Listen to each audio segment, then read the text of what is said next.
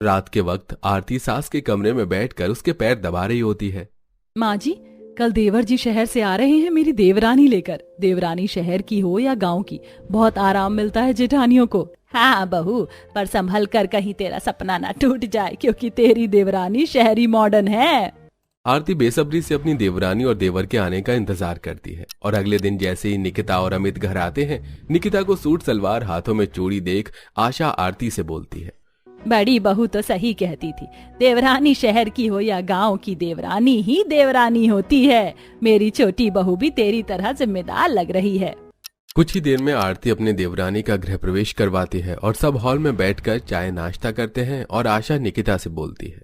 बहू, तुम्हारी अभी नई नई शादी हुई और ससुराल में पहला दिन है, तो उस हिसाब से कल तुम्हारी पहली रसोई है।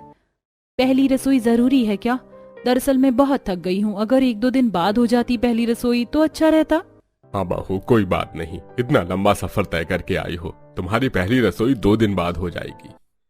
निकिता को देख पूरा परिवार काफी खुश होता है और फिर निकिता अमित के साथ अपने कमरे में आराम करने जाती है और अगली सुबह पूरा परिवार हमेशा की तरह जल्दी उठता है और आरती घर में सबसे पहले उठकर घर में झाड़ू लगाती है और नहाकर पूजा करती है। आंगन में तुलसी में जल डालती है। तभी निकिता की आंख खुलती है और वो बालकनी पर आती है और आरती को नहाकर तुलसी की पूजा करता देखती है। साथ ही आशा आंगन को मिट्टी से लीप रही होती है और जेठ ससुर भी खेत जाने की तैयारी कर रहे हैं। आप सब इतनी जल्दी उठ गए? जल्दी उठना तो अच्छी बात है। अच्छा, मैं फ्रेश होकर थोड़ा वर्कआउट कर लेती हूँ, फिर आती हूँ। वैसे पापा जी, जेठ जी, मैं तो कहती हूँ आप दोनों भी ऊपर आ जाइए। निकिता की बात सुन साइकिल की चेन ठीक कर रहा विनोद कहता है। नहीं बहू, हमें ये वर्कआउट समझ नहीं आता, हम खेत जा रहे हैं, तुम ही करो। इतना बोल विनोद और सूरज खेत जाने की तैयारी करते हैं तो वहीं पूजा करके आरती रसोई में खाना बनाने जाती है। कुछ देर में आशा और आरती को तेज गाने बजाने की आवाज आती है और दोनों सास बहू ऊपर जाती हैं, जहां वो देखते हैं कि बालकनी पर खड़ी होकर जिम वाले कपड़े पहने हुए निकिता अमित के साथ वर्कआउट कर रही है। अच्छा हुआ माँ जी, जेठानी जी, जो आप दोनों भी आ गई। चलो आप दोनों भी वर्कआउट शुरू कर दो। नहीं नहीं, मैं ऐसे कपड़े पहन के इतना कूद फान नहीं कर सकती, तुम ही करो। इतना बोलकर आरती अपनी सास के साथ नीचे जाती है और नाश्ता बनाती है। इतने में ससुर और जेठ भी खेत का दौरा करके आ जाते हैं और सब खाना खाते हैं। तभी उनकी आंखों के सामने अमित और निकिता मॉर्निंग वॉक पर निकलने लगते हैं। अरे इतनी सुबह सुबह तुम दोनों कहाँ जाने लगे? नाश्ता तो कर लो। माँ, शहर में यही रूटीन है, सुबह 6 बजे उठो, वर्कआउट करो, मॉर्निंग वॉक पर जाओ, उसके बाद हल्का नाश्ता करो। हम सभी 10 मिनट में आते हैं। इतना बोलकर अमित और निकिता मॉर्निंग वॉक के लिए चले जाते हैं। कुछ देर में जब घर आते हैं और नाश्ते के लिए बैठते हैं, नाश्ते में घी में लिपटा पराठा और दूध देख निकिता बोलती है। मैं तो डाइट कर रही हूँ और मॉर्निंग में इतना घी सेहत के लिए अच्छा नहीं है, और वैसे भी हम तो शहर में मॉर्निंग टाइम पर हल्का ब्रेकफास्ट करते हैं, जैसे सैंडविच या सलाद। खैर, कल तो मेरी पहली रसोई है, मैं आप लोगों को बताऊंगी कि कैसे हम अपने शरीर का ख्याल रख सकते हैं और मॉर्निंग में हमें क्या खाना चाहिए। और मैंने तो सोच लिया है, रसोई की जिम्मेदारी मेरी है। इतना बोलकर निकिता और रवि रसोई में जाते हैं और खीरा टमाटर काट कर सैंडविच बनाकर खा लेते हैं। ये सब देख आशा और निकिता हैरान रह जाते हैं। माँ जी, आपने सही कहा था, शहरी लोग बड़े ही मॉडर्न होते हैं। मैंने तो अब तक सुना था कि सुबह का नाश्ता पेट भर के करना चाहिए, पर ये मॉडर्न पता नहीं क्या बोलकर चली गई। पता नहीं कल क्या होगा इसकी पहली रसोई में। आशा और आरती परेशान हो जाते हैं। अगले दिन निकिता की पहली रसोई होती है, जहां आरती सुबह उठकर नहाती है और पूजा करके तुलसी में पानी चढ़ाती है। पर आज वो खाना न बना मेरे तबेले की सफाई करती है और कहती है, चलो अच्छा है, आज देवरानी खाना बनाएगी, आज मेरी छुट्टी खाना बनाने की। आरती तबेले की सफाई करके किचन में जाती है, पर जब निकिता को नहीं देखती तो वो उसके कमरे में जाती है, जहां अभी अभी निकिता उठी थी और फेस मसाज कर रही थी। निकिता, तुम अब सोकर उठी हो, अब तुम अपनी पहली रसोई कब करोगी? पापा जी को और सूरज जी को खेत जाने के लिए लेट हो रहा है। नाश्ता बनाने में कितना टाइम लगता है? बस 10 मिनट। मैं पहले वर्कआउट कर लूं, मॉर्निंग वॉक से होकर आ जाऊं, फिर पहली रसोई करती हूँ। हमेशा की तरह आज भी निकिता पहले वर्कआउट और अमित के साथ मॉर्निंग वॉक पर जाती है। 1 घंटे की वॉक के बाद वो घर आती है, नहाती है और फेस पैक लगाकर बैठ जाती है। वहीं सब भूखे लिविंग हॉल में बैठे चाय से गुजारा कर रहे थे। फेस पैक फिर मेकअप करने के बाद वो किचन में जाती है और सभी के लिए कुछ सलाद काटती है, कुछ हरी सब्जियों को बॉईल करके सैंडविच के साथ खाने को देती है। तो कैसी लगी मेरी पहली रसोई? तुम्हारी पहली रसोई का तो खाना ही नजर नहीं आ रहा, फिर कैसे बताएं? भैया, ये सलाद, सैंडविच और उबली हुई सब्जियां हैं तो मॉर्निंग टाइम में, जितनी हेल्दी खाना खाओगे उतने फिट दिखोगे। क्योंकि आज निकिता की पहली रसोई होती है और ससुर जेठ को लेट भी हो जाता है। तो इसीलिए बिना कुछ बोले सूरज और विनोद वही खाना आधा पेट खाकर चले जाते हैं और दोपहर को उनका पेट भर सके इसलिए आरती खाना बनाती है और आशा अपने पति और बेटे का खाना लेकर खेत पर जाती है। ये खाना बड़ी बहू ने तो बनाया है, क्योंकि सुबह का खाना तो मेरे दांतों में ही रह गया। अरे हमारा बेटा शहरी मॉडर्न बहू लेकर आया, वो क्या ही जिम्मेदारी उठाएगी। कुछ देर में आशा अपने पति और बेटे को खाना खिलाकर घर आती है तो वहीं पूरा दिन निकिता लैपटॉप चलाने और आराम करने में निकाल देती है। इसी तरह कुछ दिन बीत जाते हैं और सुबह के खाने की जिम्मेदारी निकिता अपने सिर ले लेती है, जिस वजह से पूरा परिवार कई बार भूखा रह जाता है। तो कई बार विनोद और सूरज खेत जाने के लिए लेट हो जाते हैं। माँ, हमें लेट हो रहा है, पता नहीं कब तुम्हारी छोटी बहू उठकर हमारे लिए उबला खाना बनाएगी। तुम दोपहर को ही खाना ले आना। अपने पति को भूखा जाता देख आरती अपनी देवरानी के कमरे में जाकर उससे कहती है, निकिता, मेरे पति और ससुर जी खेत पर पूरा दिन काम करते हैं, इसलिए उन्हें सुबह का खाना भरपेट चाहिए होता है। तुम रसोई रहने दो, मैं संभाल लूंगी। इस तरह आरती निकिता को रसोई के काम करने से मना कर देती है। अब अकेली आरती सुबह उठकर घर की सफाई करती, पूजा करती, नाश्ता बनाकर सबको टाइम पर देती, बाहर जाकर अपनी गाय भैंस का दूध निकालती, गोबर उठाती, उपले बनाती और दोपहर को आकर फिर से दोपहर का खाना बनाती है। शाम को बाहर लकड़ियां लेने जाती। अपनी जिठानी को पूरे दिन काम करता देख निकिता को बड़ी हैरानी होती है, पर वो अपनी स्किन पर ध्यान देती है। ऐसे ही एक दिन सुबह सुबह जहां आरती खाना बनाकर भूसा और घास लेने जाती है, वहीं आंगन में देवर देवरानी चेहरे पर फेस पैक लगाकर कुर्सी पर बैठे होते हैं। अरे ये क्या चेहरे की हालत बना रखी है तुम दोनों ने। माँ, ये हमारी चमकती स्किन और जवानी का राज है। पापा भैया, अगर आप फेस पैक लगाते हैं, जूस पीते हैं, मॉर्निंग वॉक करते हैं तो आप जल्दी बूढ़े नहीं होंगे। हाँ, तभी शहरी लोग इतने सुंदर दिखते हो। मुझे भी ये लगाना है। ससुराल की जिम्मेदारी उठाई नहीं जा रही, घर के मर्दों को और बिगाड़ रही है। सूरज और विनोद भी निकिता के रंग में रंगने लगते हैं और वो भी निकिता के साथ बैठकर अपने चेहरे पर फेस पैक लगाते हैं, मॉर्निंग वॉक पर जाते हैं और अपनी स्किन का ख्याल रखते हैं। और ये सब देख आशा और आरती को जलन होने लगती है। और आज जब विनोद मॉर्निंग वॉक से आ रहा होता है तो इस बुढ़ापे में मॉर्निंग वॉक करके कहीं ऐसा ना हो भागते भागते किसी दिन सांसें ऊपर ही रह जाएं, फिर काम नहीं आएगा बुढ़ापे में सुंदरता। अरे आशा, मेरी खूबसूरती बढ़ रही है तो तुम जल रही हो क्यों? मैं तो कहता हूँ अपनी शहरी बहू से कुछ सीखो। इतना बोल विनोद घर में चला जाता है और नाश्ता करके खेत जाता है। तो वहीं निकिता जब आरती को देखती है तो उसे काम करती ही नजर आती है। ऐसे ही सुबह को जब आरती तबेले में उपले बना रही होती है तो वॉक पर जा रही निकिता कहती है, जेठानी जी, आप थकती नहीं है क्या? जब देखो तब काम करती रहती है। आपके चेहरे पर कितनी टैनिंग हो गई है। मैं तो 10 किलो का आटा नहीं उठा पाती और आप सर पर इतना बोझा उठा कर ले आती हैं। इंसान को स्किन के साथ साथ शरीर का भी ख्याल रखना चाहिए। अगर काम नहीं करोगी तो शरीर में जंग लग जाएगी। शरीर तभी तंदुरुस्त रहता है जब इंसान आलस छोड़कर पूरे दिन काम करता रहे। तुम बस सुबह एक्सरसाइज करती हो और पूरे दिन काम नहीं करती, तभी तो दर्द रहता है तुम्हें। अगर ऐसा है तो मुझे भी आपके साथ काम करना है और ससुराल की जिम्मेदारी उठानी है। निकिता अपनी जेठानी की तरह हर समय एक्टिव रहना चाहती थी, इसीलिए वो सुबह जल्दी उठती है, एक्सरसाइज करती है, मॉर्निंग वॉक करती है। उसके बाद रसोई में आरती के काम में मदद करवाती है। शाम को तबेले में जाती है और इस तरह धीरे धीरे अपनी जेठानी की चीजों को वो अपनाने लगती है। ऐसे ही एक दिन जब आशा और विनोद बाहर जा रहे होते हैं तो उसकी पड़ोसन एक आशा से कहती है, आशा बहन, क्या खिला रही है विनोद भैया को? वो तो दिन पर दिन जवान हो रहे और तुम बूढ़ी। अरे ये सब तो मेरी शहरी बहू का कमाल है। शहरी बहू तुम्हें रोटी खाने नहीं देती, हर वक्त उबली सब्जियां खिलाती है। शहरी बहू ही तुम्हें सुबह सुबह भगवाती है। अगर इस बुढ़ापे में कोई दिक्कत आ गई ना तो तुम्हारा चमकता चेहरा काम नहीं आएगा। चिढ़ती हुई आशा वहां से घर आती है। इसी तरह कुछ दिन बीत जाते हैं और विनोद अपना शुगर और कोलेस्ट्रॉल का चेकअप करवाता है और रिपोर्ट नॉर्मल देख वो काफी खुश होता है। बहू, तुमने जो मुझे डाइट बताई थी वो सच में काम कर गई। डॉक्टर का कहना है मेरा शुगर और कोलेस्ट्रॉल दोनों नॉर्मल है। वो सब तो ठीक है पापा जी, मेरे अंदर भी थोड़ी सी कमजोरी थी, पर दीदी के साथ काम करके अब मैं भी उनकी तरह 20 किलो गेहूं का कट्टा उठा सकती हूँ।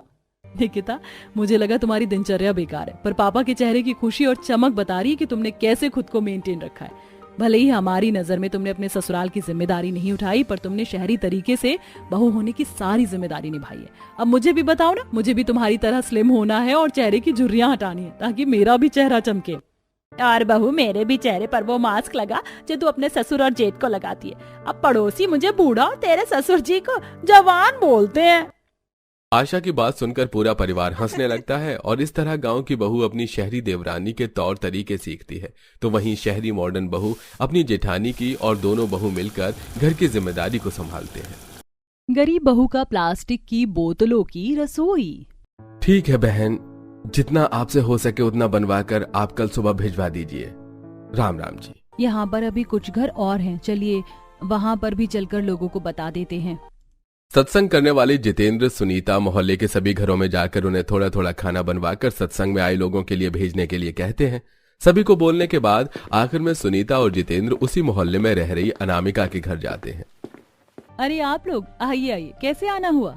हम तो तुम्हें ये कहने के लिए आए थे कि मोहल्ले में कल एक सत्संग होने वाला है, जिसमें सभी मोहल्ले के लोग अपने अपने घर से थोड़ा बहुत खाने का बना कर ला रहे हैं। अच्छा तो ठीक है, मैं भी कुछ बना कर ले आऊंगी। वैसे मैं हलवा काफी बढ़िया बनाती हूँ, आप लोग कहें तो मैं हलवा बना लूं? नहीं नहीं, आप लोगों को कुछ बनाकर लाने की कोई जरूरत नहीं है। लेकिन क्यों? जब मोहल्ले के सारे लोग बनाकर ला रहे हैं तो हम लोग क्यों नहीं बनाकर ला सकते? जिन लोगों के घर में ढंग की रसोई नहीं है वो लोग क्या ही खाना बनाएंगे। चूल्हा तो छोड़ो, आप लोगों के घर में तो मसाले और राशन रखने के लिए डिब्बे तक नहीं है। सारे मसाले यूं ही बिखरे पड़े हैं, और बर्तन के नाम पर 4 बर्तन हैं आपकी रसोई में, वो भी इतने काले और पुराने। ऐसी रसोई की खाना खाने से अच्छा है कि हम लोग बाहर से ही मंगवा लें। और नहीं तो क्या, अगर पैसे हो पाए ना तो सबसे पहले अपना रसोई बनवा लेना और ढंग का सामान ले आना। सुनीता जितेंद्र अनामिका की रसोई को देखकर उसे काफी कुछ सुनाकर वहां से चली जाती हैं। अगर हमारे घर में रसोई नहीं है तो इसका मतलब ये तो नहीं कि हम सत्संग में खाना बनाकर नहीं दे सकते। इन लोगों के कहने का क्या मतलब था कि हम लोग कीड़े मकोड़े हैं जो गंदगी में रहते हैं? बहू उदास मत हो, आजकल जिन लोगों के पास पैसा है वो अपने सामने गरीब को कुछ नहीं समझते हैं। अनामिका और उसके परिवार के पास रहने के लिए छत तो थी, लेकिन घर में कोई सुख सुविधा का सामान नहीं था। यहाँ तक कि रसोई के नाम पर अनामिका के घर पर एक छोटा सा मिट्टी का चूल्हा ही बना था। गरीबी इतनी थी कि मिर्च मसाले और राशन रखने के लिए अनामिका की रसोई में कोई सामान नहीं था। यहाँ तक कि बर्तन के नाम पर भी सिर्फ गिनती के 4 बर्तन ही थे। इस कढ़ाई का तला तो काफी ज्यादा पतला हो चुका है, अगर आज इसमें सब्जी बनाई तो पूरी की पूरी सब्जी जल ही जाएगी। तो सही कह रही है, और इस कढ़ाई के अलावा कोई और बर्तन भी नहीं है जिसमें हम खाना बना सके। तवे पर तो सब्जी बना नहीं सकती। एक काम कर, तू पड़ोस वाली अर्चना से उसकी कढ़ाई मांग कर लिया। माँ जी, हफ्ते में 4 दिन तो हम उसकी कढ़ाई में खाना बनाते हैं, बार बार मांगने में शर्म भी आती है, कहीं कभी वो हमारी बेइज्जती ना कर दे। मुश्किल वक्त में पड़ोसी ही तो साथ देते हैं बहू। अनामिका अर्चना के घर जाती है और उससे कढ़ाई मांगने लगती है। अनामिका, कब तक मुझसे यूं ही कढ़ाई मांगती रहोगी? और मुझे भी खाना बनाना होता है, क्या तुम एक नई कढ़ाई नहीं ला सकती? अर्चना, उनकी तनख्वाह नहीं आई है और घर के हालात भी अभी कुछ ठीक नहीं चल रहे हैं, मैं जल्दी कढ़ाई ले लूंगी। पिछले 1 महीने से तो तुम यही कह रही हो। ये लो और जल्दी नई कढ़ाई ले लो। अनामिका जैसे ही कढ़ाई लेकर अपने घर आती है तो देखती है कि 2 चूहे अनामिका की रसोई के पास रखे राशन की पन्नियों में मुंह डाल रहे हैं। ये देख अनामिका उन्हें भगाने लगती है। अरे बच्चों, तुमने ध्यान नहीं दिया, ये चूहे दोबारा से राशन में मुंह डालने लग गए। माँ, हम क्या करें, चूहे बार बार आ जाते हैं। अब राशन खुला रहेगा तो इसमें हमारी क्या गलती है? बिना रसोई और उसके सामान के अनामिका को काफी ज्यादा परेशानी होने लगती है, और ऐसे ही कुछ दिन गुजर जाते हैं। अरे आप ये पानी की कैन और ये बोतल वगैरह क्यों लेकर आए हैं? तुमने तो कहा था कि अगले 2 दिन मोहल्ले में पानी नहीं आएगा, इसलिए सुबह जब पानी आए तो इनके अंदर भी पानी भर के रख लेना। 2 दिन के लिए इतना पानी काफी होगा हमारे लिए। अनामिका प्लास्टिक के पानी के कैन और बोतल को घर के कोने में रख देती है, और अब सब खाना खाने के लिए बैठ जाते हैं। सब खाना खा ही रहे होते हैं कि तभी बाहर से अचानक घर के अंदर पानी आने लगता है। अरे ये घर के अंदर बाहर से पानी कैसे आ रहा है? बच्चों, जरा बाहर जाकर देखना। दोनों बच्चे जल्दी से बाहर जाते हैं और देखते हैं कि घर के पास बनी पाइपलाइन टूट रही है, जिसके चलते सारा पानी लोगों के घरों में आ रहा है। अब क्या करें, सारा राशन और मसाले तो भीग जाएंगे, घर में कोई जगह भी नहीं है जहाँ ये सब रख सके। हे भगवान, क्यों तू हम गरीब परिवार पर इतने कष्ट ढाई जा रहा है? क्या बिगाड़ा है हम गरीबों ने तेरा? पूरा परिवार काफी ज्यादा परेशान होता है। तभी अनामिका की नजर घर के कोने में रखे बड़े बड़े कैन और प्लास्टिक की बोतल पर जाती है, जिसे देख अनामिका अब जल्दी से उन्हें लेकर आती है और उनके अंदर सारे मिर्च मसाले और राशन डाल देती है, जिससे सारा खाना भीगने से बच जाता है। सुबह होने के साथ साथ अब सारा पानी भी वापस जाने लगता है और अनामिका सारा घर सुखा देती है। अनामिका, ये तो तुमने काफी बढ़िया काम किया, सारा राशन भीगने से बचा लिया, वरना कितना नुकसान हो जाता। और अभी तो जेब में पैसे भी नहीं थे दोबारा से राशन लाने के। अच्छा, मैं कह रही थी, अगर आपकी फैक्ट्री में ऐसे प्लास्टिक की बोतल और कैन और हैं तो आप लेकर आ सकते हैं क्या? हमारी फैक्ट्री तो में यही बनते हैं जो थोड़े खराब हो जाते हैं या कहीं से उनकी शेप बिगड़ जाती है तो वो फेंकने में ही आते हैं। तुम कहो तो मैं उन्हें ले आऊंगा, लेकिन तुम उनका करोगी क्या? आप लेकर तो आइए। 1-2 दिन में अनुराग अनामिका के लिए ढेर सारे कैन और प्लास्टिक की बोतल लेकर आता है, जिन्हें अनामिका अच्छे से धोने लगती है। अरे बहू, तू इन बड़ी छोटी प्लास्टिक की बोतल को धो क्यों रही है? पानी भर के रखेगी क्या इसमें? नहीं माँ जी, आप बस देखती जाइए मैं क्या करती हूँ। इन सबको धोने के बाद अनामिका उन्हें अच्छे से सुखा लेती है और अब छोटी प्लास्टिक की बोतल के अंदर सारे तेल मसाले डालकर रख देती है, तो वहीं बड़े कैन में आटा चावल भरकर रख देती है। अरे वाह, आपने तो कमाल कर दिया। अब तो कोई भी चूहा हमारे राशन को नहीं खाएगा। हाँ बहू, ये तो मैंने भी नहीं सोचा। चल, कुछ तो जुगाड़ हुआ है ना माँ जी। अब कम से कम राशन खराब होने से तो बचेगा। ऐसे कुछ दिन गुजर जाते हैं। अनामिका दूध लेकर घर लौट रही होती है कि तभी बाजार में उसे कुछ बर्तन वाले दिखते हैं जो प्लास्टिक के बर्तन महंगे दामों में बेच रहे थे। ये देख अनामिका, ये एक प्लास्टिक की प्लेट 60 रुपए की है। अरे इसे बनाने में कितनी ही लागत लगती होगी? प्लास्टिक को पिघलानी ही तो है और थोड़ा उसमें रंग मिलाना है। लो, बन गए प्लास्टिक के बर्तन। वैसे प्लास्टिक के बर्तन तो मैं भी बना सकती हूँ। अब खाना बनाने के लिए 2-3-4 बर्तन है, लेकिन खाना खाने के लिए बिल्कुल भी नहीं है।